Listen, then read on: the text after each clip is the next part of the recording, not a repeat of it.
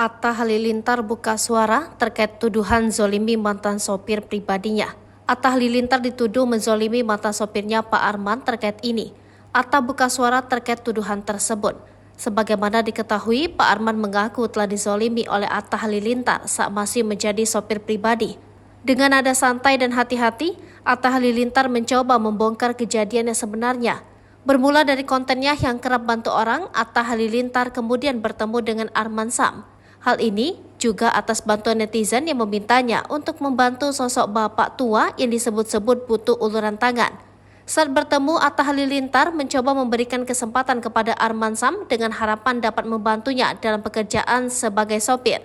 Namun saat itu, Arman Sam mengalami kesulitan saat menyetir dan bahkan terkena trotoar, menyebabkan kekhawatiran bagi keselamatan penumpang. Kesalahan fatal yang dilakukan Arman Sam ternyata masih bisa dimaklumi. Selain itu, selama bekerja, Arman Sam seringkali harus menemani istrinya yang sedang sakit, sehingga kinerjanya sebagai sopir menjadi tidak maksimal. Atta Halilintar menyatakan bahwa ia memahami situasi tersebut dan memberikan kesempatan bagi Arman Sam. Saking baiknya, Atta Halilintar bahkan tak masalah jika Arman Sam sangat jarang melakukan pekerjaannya sebagai sopir. Arman Sam bahkan sering bolos alias meliburkan dirinya sendiri lantaran istrinya sakit. Dengan banyaknya jadwal Atta Halilintar sebagai public figure, Arman Sam tak mampu mengimbanginya. Belum lagi dengan bentrok jadwal antara Atta Halilintar dan jam kerja Pak Arman Sam.